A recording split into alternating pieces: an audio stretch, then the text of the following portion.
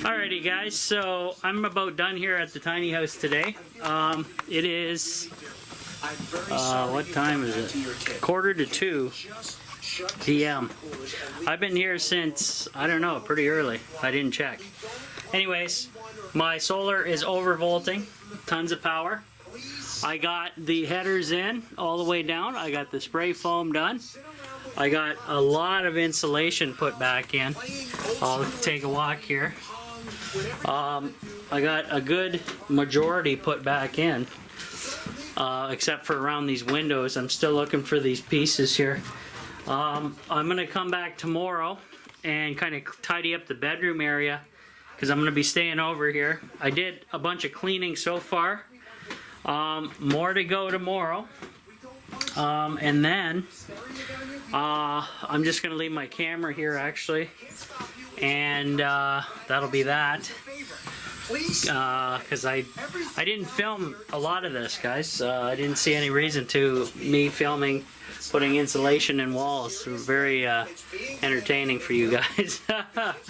So anyways, yeah, lots to clean up in the bedroom area. Lots to do still.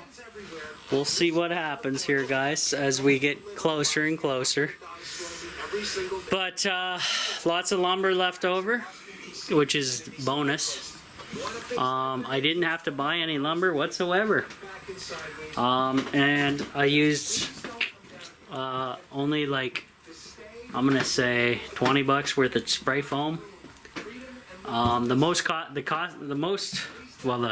costliest thing was the Eternal Bond tape that I bought to seal up the tiny house, which wasn't too bad. So for this entire fix, I don't know, it's including my new air filter for the entire tiny house, air cleaner, the Auric XL, which I need to hook up over here eventually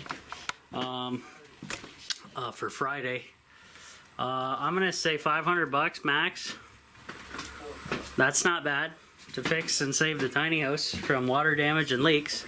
Now I'm not completely done yet because we still gotta cut up into the subfloor for the IBC totes back there and see what I gotta do there. But other than that, things are going good. So beautiful day out. I threw out some junk here that I have to throw under the tiny house for now. Got a giant bag of construction garbage to toss as well. And things are coming. So headers are in, things are foamed, rocker guarded. This header here, you know, this little space above the header is going to be what is called a chase, or what I call a chase, for running electrical lines, lights, God knows what. And then that way I don't need a ceiling. I'll never need a ceiling basically, and I can make do with looking at a blue ceiling. It's not that big of a deal if you ask me, guys. Really is not. So solar's doing awesome, actually way too awesome, and that's it. So I'm gonna head out and get rid of this junk and be back here bright and early tomorrow to get some more done. And I got some leftovers at the house, so I'm gonna be eating those today. That'll be great. And sweet. We'll see you guys next time. Hey guys, Rob from the Off-Grid Tiny House. So I have the Auric XL here. I'm gonna plug it into this power meter, and it's gonna be running completely off the grid. I'm just gonna do this temporary because this is not where it's gonna be sitting full time. But for you guys, for this video, I'm gonna plug it in and see where we end up. Okay, so I'll just make the damper go straight up in the air. Grab the camera here. So I'm just cleaning the bedroom area up here for tonight. I'm staying over at the Off-Grid Tiny House. Alright, so let's turn the power on. This is on silent mode. It's got a night light that you can shut off. Click. Okay, and it slowly fades out. And then this is the air revitalizer, which is definitely needed for the tiny house. And this is on silent mode, so let's see how much power this thing draws on silent mode. Alright, if I can, I'll take my gloves off because we're getting into it. Alright, I'll turn the camera here, guys, a little bit. Let's see.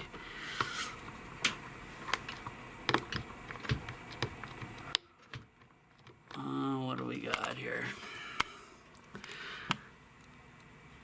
This is amps, 0.15 amps. Okay, it's either my power meter is poochoed or I need to reset it possibly. It's not moving. Hopefully the battery is okay. I gotta get a small piece of wire or something to poke through into it to reset it. I'll take a screw and use that because it may be a little malfunction here. Reset. There we go. Let's get back to going here. Alright, so this is 120 volts. The amp draw is 0.14 and using 16 watts of power. Okay? Now that's only on the silent mode for like if you're overnight or want it, whatever. Let's go to medium. And already we've jumped up to 26 watts. Sorry we're sideways in every other direction here, guys, but that's the way my thing's set up. Okay, so 120 volts. It's now pulling 0.26 amps at medium and 25 watts, 26 watts, bouncing back and forth between the two. Now let's go to high. And it's really taken off. So now we're up to 66 watts, 67, and 120. Okay, now for amps, it's at 0.55 amps, 0.56 amps, and 67 watts. And I still got all my batteries charging down here, guys. The fridge is back plugged in. I had to clean the fridge. It was due. I used the cleaning vinegar that I've been using to treat the wood and stuff like that. And we got plenty of power coming in. Though it looks so dark in here because I don't have any lights wired in yet. So I got this bad boy on high, and maybe I'll just leave them on high to help clean up the air in here. Though I should shut some windows if I'm going to do that. It's supposed to get rather warm today, so I may even turn the air conditioning on. But I'd rather have the air cleaner going to start getting any nasties out of the tiny house, you know, period. So I'm going to close a window, probably close a few windows, and then we'll run this air. I'm going to try to run it all day, and just to help get rid of any nasties that may be lurking in the air.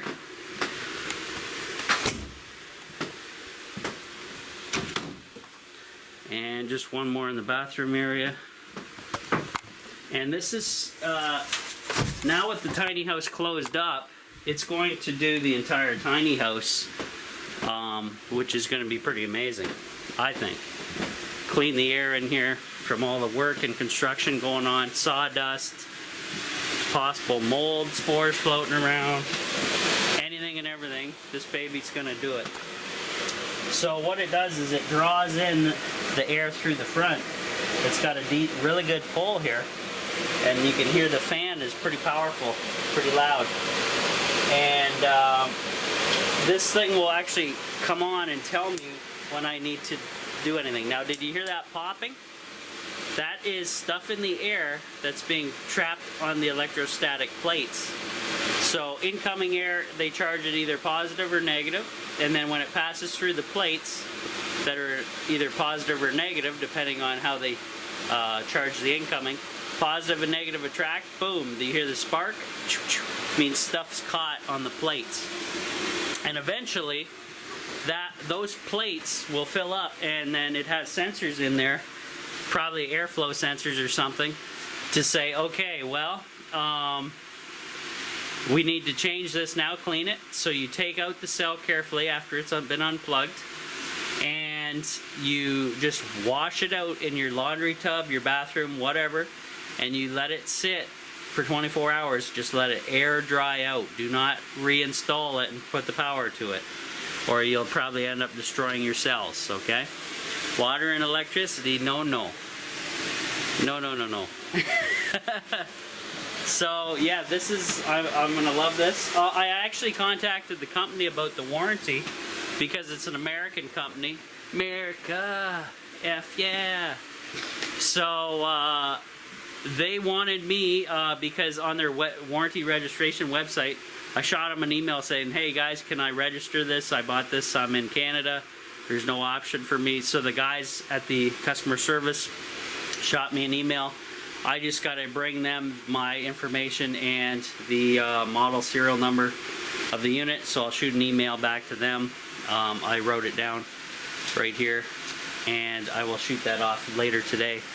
So I look forward to this thing doing a full long-term off-the-grid air cleaning for the entire tiny house airspace, which is probably pretty important, guys, because you know, wintertime we're closed in pretty good, even though in this place with my barrel stove I get cooked out, so I got to leave windows open.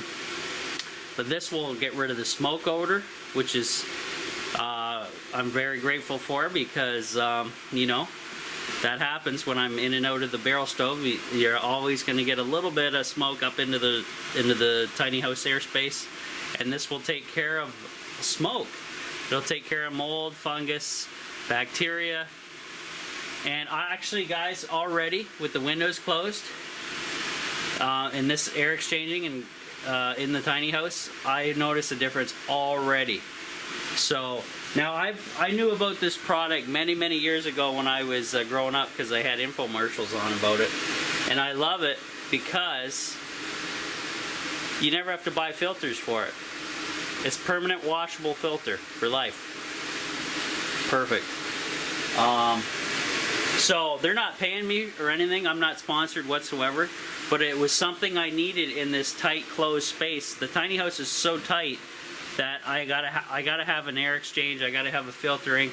That's why before this I've had my windows open constantly, just to have an air exchange, because it adds, you gotta have the healthiness.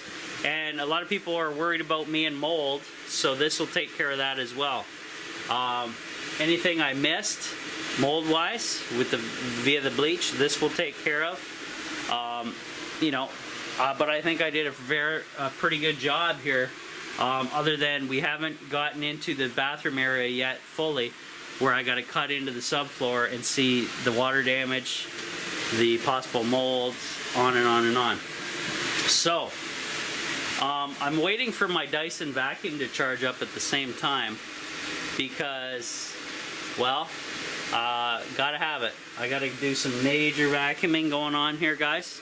I don't have any water to do the floors, but what I could do is just put some of this cleaning vinegar down and use this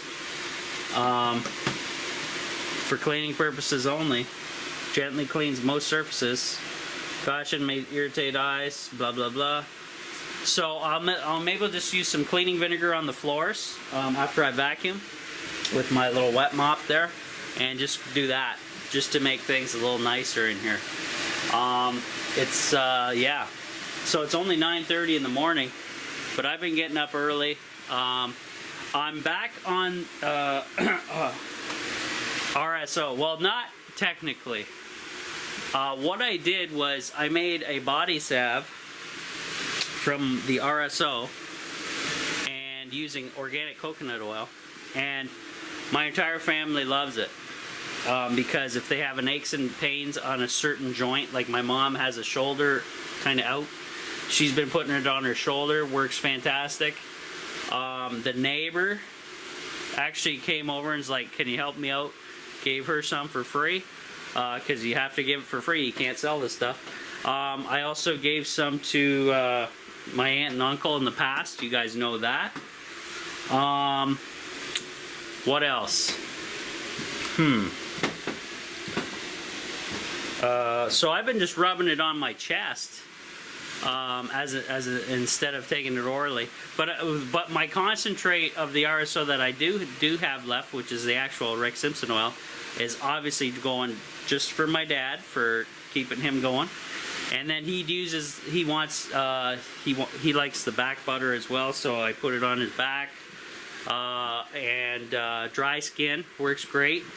Any aches and pains you guys got, joints, whatever, it's pretty simple, guys. You know, you take a little bit of the concentrate, toss it in a pan with organic coconut oil that's already been kind of just melted, liquefy it. So you're just putting the stove on a simmer. Throw organic coconut oil in a pan. Add your Rick Simpson oil concentrate to it. You don't need a whole lot. It mixes in perfectly fine. Give it a nice good stir in there, and then pour it out into separate containers, whatever containers you want to use, and then put it in the fridge or the freezer, and it'll harden up, and you can just use it just like so. So this is organic coconut oil here, and this is what it kind of looks like after the fact, depending on how much RSO you put into it. So if you put a lot in, obviously it's going to be a darker color, maybe turn a little more green, maybe a little more brownish. It all depends. Normally if you take the chlorophyll out, which is the green part, you won't have any of that green hint, but whatever. So the stuff I've been making, guys, this is a new strain that I've experimented with this year. This is called 1:1, and if you guys follow my videos heavily, then you'll know what I'm talking about. It is a THC CBD 1:1 equal amounts in the plant, and so what I do is I take all that and I concentrate it. So what does that do? This 1:1 I think was like, I don't know, like an 8 CBD, 8 THC. But when I concentrate it down with a whole bunch of it, that number goes way up. So you get your high levels of THC, and this time you get high levels of CBD. And I prefer this stuff actually, guys, because it does not give you, it actually doesn't give you a real big high unless you eat the concentrate Rick Simpson oil black stuff direct. This is more of a relax, sleep. You got aches and pains, it's going to take care of it, and it doesn't make you paranoid or anything. So it's a really nice effect, a nice balance. It's kind of for like a beginner, moderate user almost, and yeah, beginner moderate. Seems to be pretty awesome. So guys, look up 1:1 is what they call these strains. You got an equal amount THC to CBD. Now, word of warning. If you're suffering from cancer or something, you want to avoid CBD and go full on the highest THC indica you can get your hands on, and you got to be taking it constantly. If I was diagnosed with cancer today, I would not be standing. I'd be in bed, and I'd be pounding as much Rick Simpson oil THC indica that I had on hand. And what that would do is would basically put me to sleep for the entire day. Like when I took a gram of Rick Simpson oil, high THC indica, low CBD, I literally was in the bathroom and passed out. So basically what it did, it hit me so hard, I smacked my head off the wall was on the bathroom floor, and then I woke up a couple hours later and was all dizzy and crazy, and crawled my way back into my bedroom and just slept it off. So it is extremely important, guys, if you have cancer and you're taking THC indica, high doses, or if you don't have cancer and you're taking high THC Rick Simpson oil, that if you take a gram or more, take it in bed, okay? You're gonna, it doesn't, there's no, oh, you're gonna pass out. No, it's just boom, you're out, and you wake up when you wake up. So, you can't be taking this stuff and driving, guys. You'll kill yourself, kill a bunch of people. Do not do that. Do it responsibly. If you're sick with cancer, you don't need to work. Stay home, take care of yourself with the THC for as many weeks as you can. Now, they recommend you're taking it for 90 days minimum, okay? But if it was me, I'd be pounding it faster. Like, they're saying basically 3 grams a day for 90 days is normally the case. If it was me, I'd hammer down like 3 grams in one shot and probably wake up 2 days later, okay? That's how powerful this stuff is. Some people can do that. They're fine with that. They don't have to work the next day or whatever. If you have cancer, go on disability or get some kind of support where you can stay home, take your medicine, and get rid of the cancer, and then, hey, I can go back to work, get back to normal, okay? And then preventative maintenance, obviously, they say take a gram a month. They're on thus forward. Now, for my dad, what we did was he just takes a little bit every day, period. Not once a month. He takes a little bit every day, period, just as a preventative, and that seemed to work as well. But you follow Phoenix Tears is the website, guys. Look that up. That's the Rick Simpson. He does not sell it. He tells you how to make it. He tells you how to do dosing. Because there's all kinds of scammers online that are trying to take advantage and sell people crap to make some cash, obviously, right? You got to make it yourself. It's best to get informed before you get sick and know how to make it before you get sick and start growing before you get sick and put the stuff away in the fridge or freezer for a rainy day when you do need it. Because, guys, this stuff it takes a while to grow unless you're tricking the plant in a grow room.